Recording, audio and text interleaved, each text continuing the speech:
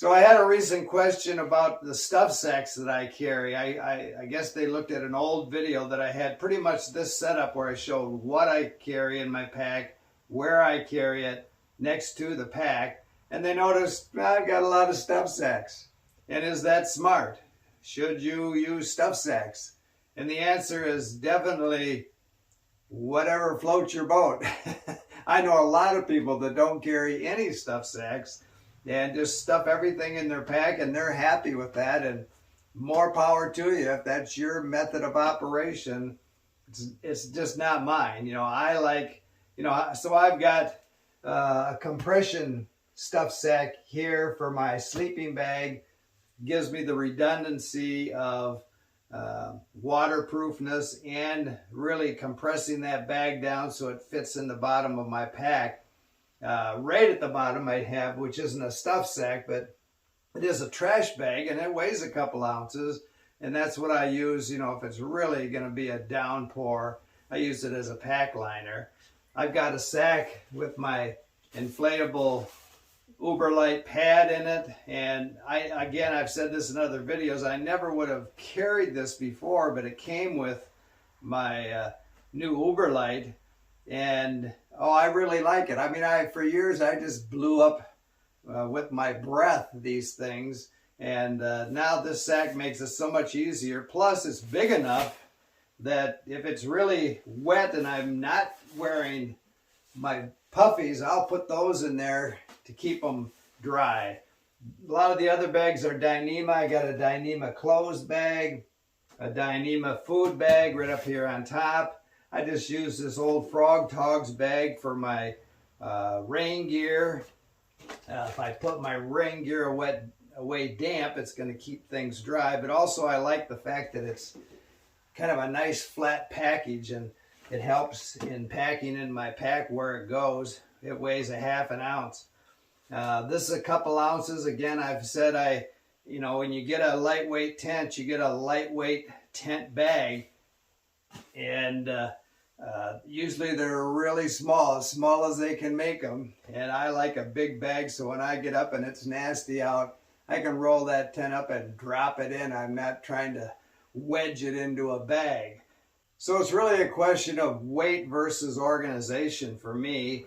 I know a lot of people are going to look at this and say that I have a lot of nooks and crannies that aren't filled real estate wise in this pack, but I usually use my puffies if I'm not wearing them. That's where they reside. I stuff them into all these nooks and crannies. The bags are really full of soft material, so they can get crammed together, and I don't really lose much space in my pack just because I have, actually I think I have more space in my pack. I get everything I ever carried in my 65-liter circuit in this 40-liter Durston Kakwa 40. And for anybody that's thinking, putting your bag into a compression sack like that's not good for the down, well, it probably isn't. But I start out with a really super warm bag, and I've been using it for years, and I don't notice any difference. I do when I'm not hiking. Of course, I'm not keeping it in that bag. I store it properly where it can breathe, and take really good care of it. Wash it after a long trip, and so I've had no problems with keeping my bag in that compression sack on a through hike. I mean, it's lived in there many days over the years, and again, I noticed no difference in down degradation. And also the question might come up of, what carrying heavy stuff in the middle or something, I don't, at 15 pounds, I don't even consider that an issue. In fact, I carry the heaviest stuff, my food, right on top. And these are usually filled with food items when I start out. Again, they will nest together, but that's kind of where they sit because I'm after those all the time. During the day, I'm not going to want my sleeping bag. I usually don't want my extra clothes or my sleeping pad. If I need my rain gear, it's right here. My first aid is just in a Ziploc bag where I can get at it. And so I keep everything that I need daily, mostly in my front pocket. And so I don't have to get down into that. And so usually I'll have a puffy up where I can get a hold of it if I need it.